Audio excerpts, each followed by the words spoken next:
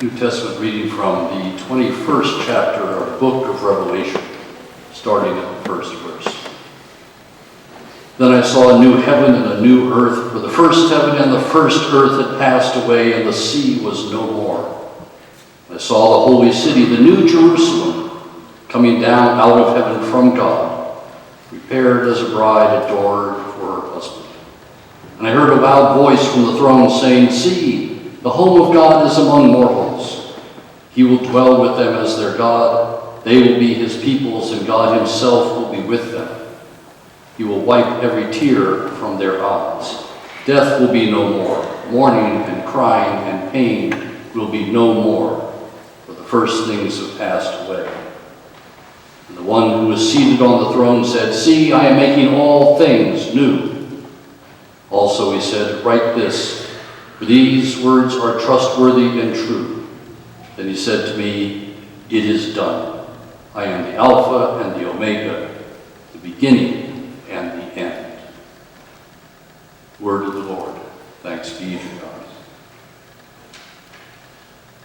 Last week I got around to one of my New Year's tasks, the ritual changing of the calendars. After checking out all the pictures, I took a quick look ahead at some dates, some for work, some personal. What day does Easter fall on? Sunday, March 27th. How about Pentecost? May 13th. My birthday's on a Thursday. Louise's on a Wednesday. Emily's on a Monday. 4th of July is also on a Monday. Robbie Barnes Day is also on a Monday. As this is a leap year, the election craziness will probably be resolved on Tuesday, November 8th, the first Tuesday after the first Monday in November. Later that month, Thanksgiving will be celebrated more or less, depending on the outcome of the election, on the 24th. Christmas Day comes on a Sunday, which means true believers will come to church Saturday night and Sunday morning. Maybe you checked out some of the same types of days, too. We tend to live from big days to big days. Within a very short time after seeing the calendar for the school year, my daughter already could tell me when the school closed days were. But we do that. But there's a lot of ordinary time between our big days.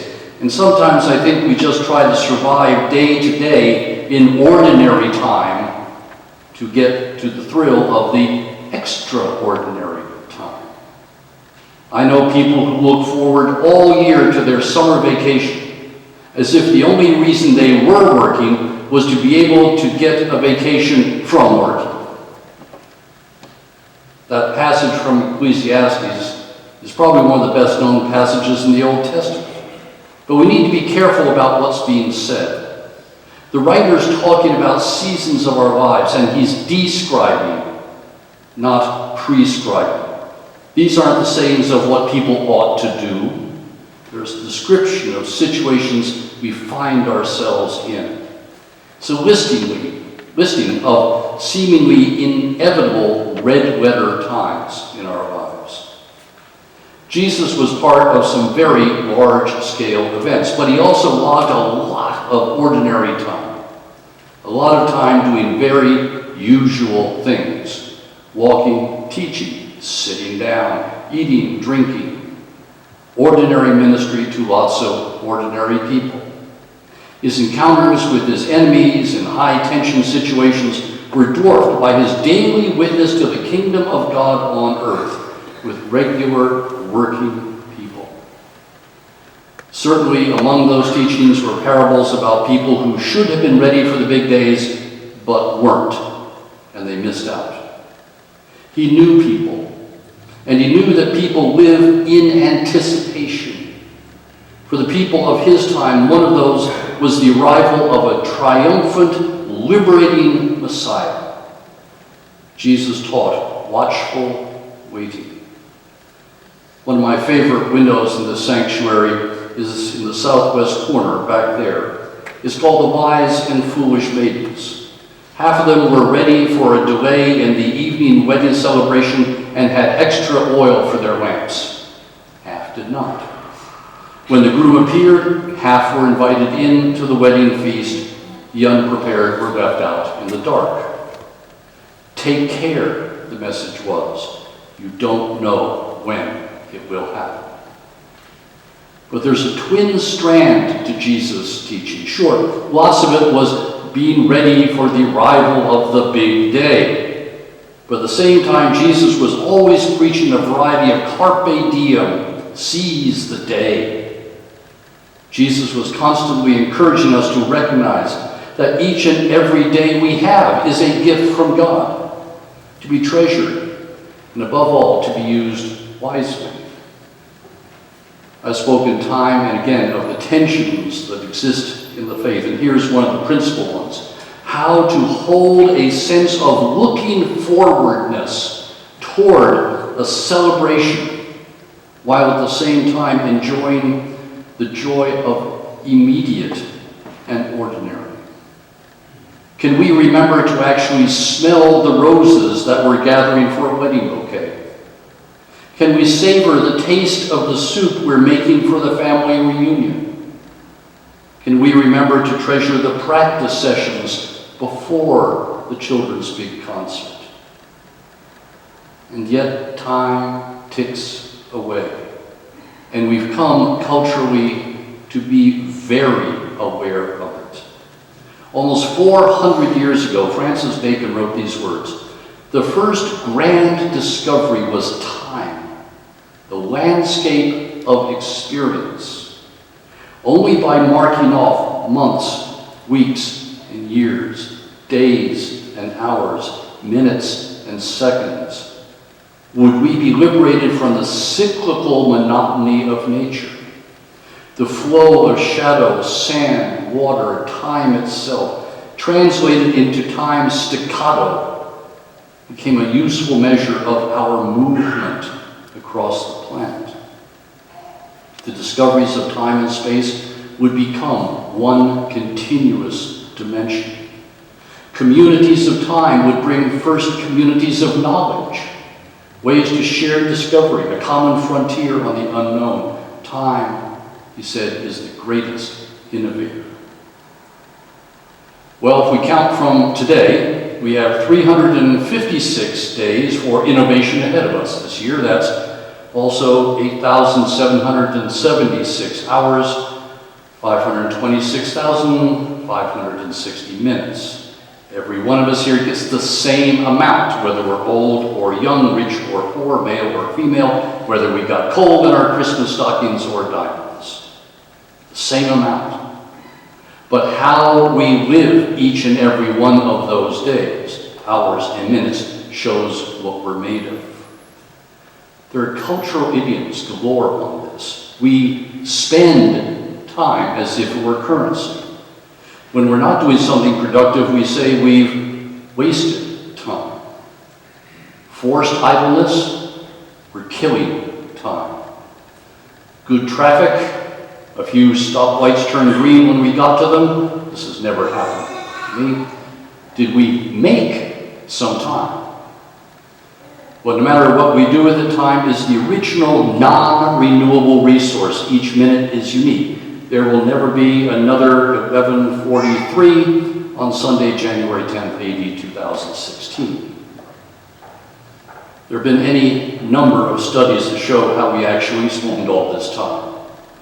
One such study says that we spend 3,000 hours a year staring at a screen.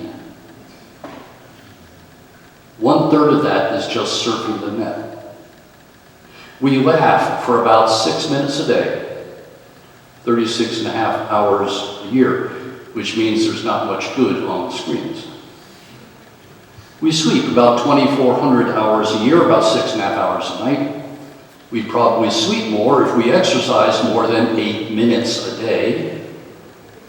Of course, we only spend 40 minutes a day eating, or 240 hours a year. We spend 3 times more than that on the phone, talking and texting, most of it with significant others. 183 hours a year to clean up the mess. We also spend 130 hours a year looking for things. 312 hours waiting on things. Traffic, the telephone, bank lines, or whatever. Married couples talk, capital T, less than 200 hours a year. If you leave out transactional small talk as in, do you really want fries with that? And in families where both parents work, they spend less than 50 hours a year talking with their children. Again, more than transactionally, as in, clean up your room. Direct personal interaction with the people who allegedly matter the most to us, maybe 40 minutes a day. Pretty sober. Ben Roethlisberger, Pittsburgh Steelers, who's probably resting today, spent less than 3 hours last year actually playing football. More with practice and stuff like that. Actually running around with the ball in play less than 3 hours. Even so, every day, he made $79,415, no matter how many passes he completed, or threw away, or intercepted. There's no end, by the way, to trivia like this. But I pass it on to show how much time we spend on regular stuff as opposed to the stuff we might consider to be important. Jesus, we're reminded in the book of Revelation, is the Alpha and the Omega, the beginning and the end, but there's a whole lot of day-to-dayness in between the beginning and the end. And if our faith is only good for the beginning and the end of things, if it's really only good for Christmas, Easter, baptisms, weddings, and funerals in our lives, well, we're missing out on a lot of meaningful stuff in between.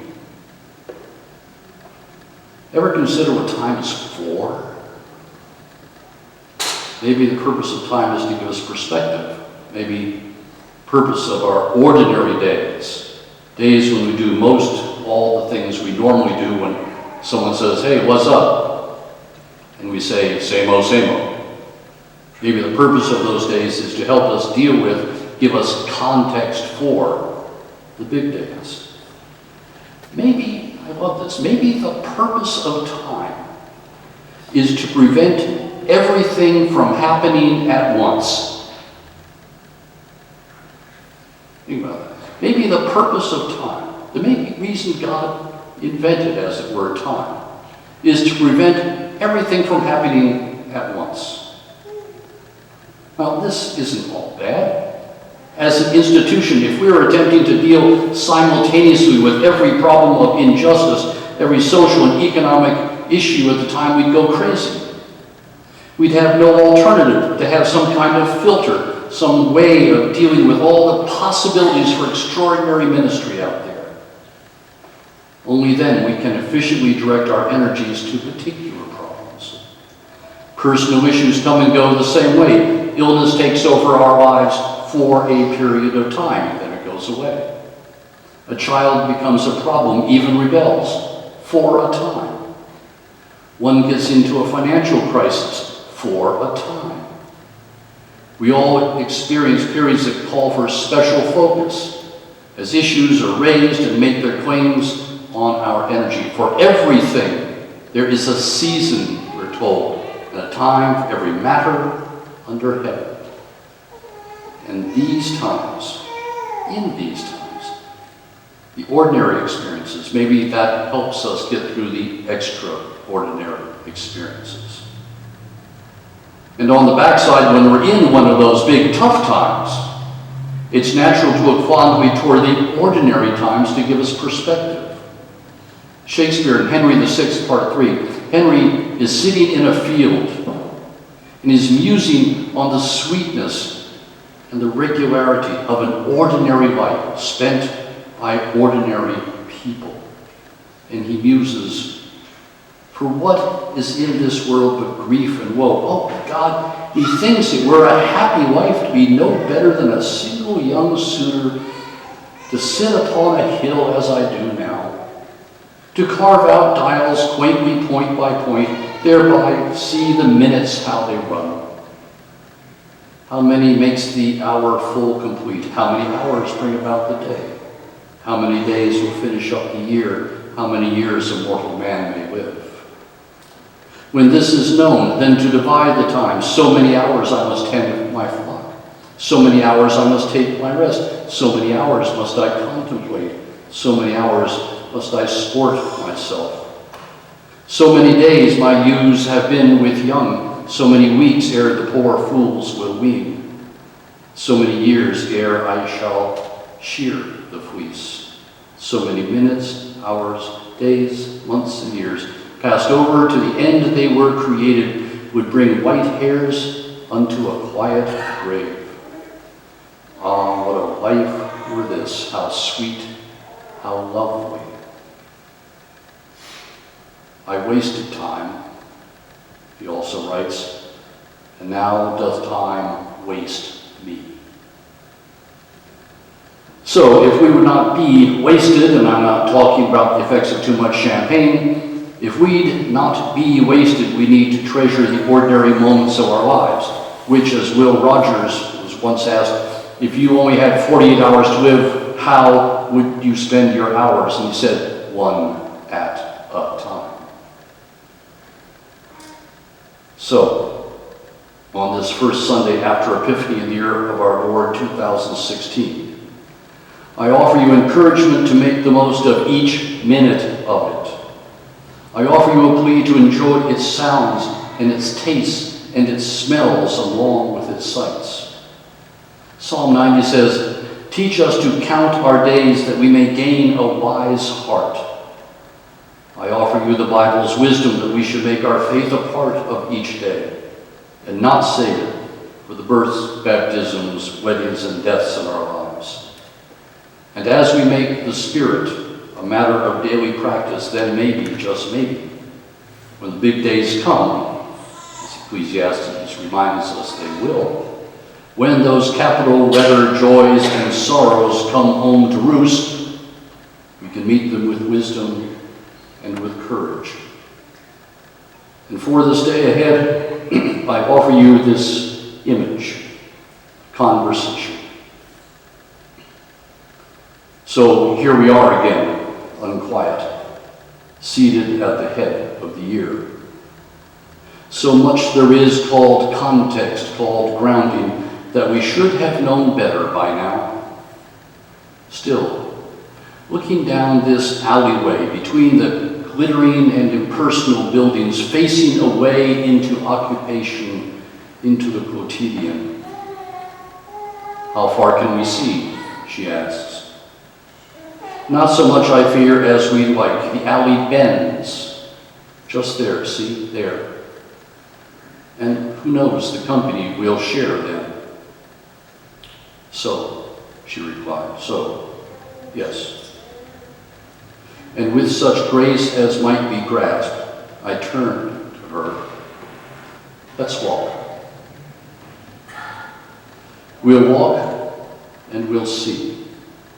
We'll see what happens next, what is still possible, what the stuff of hope feels like, actually held in the hand. And thank God, from whom all blessings flow.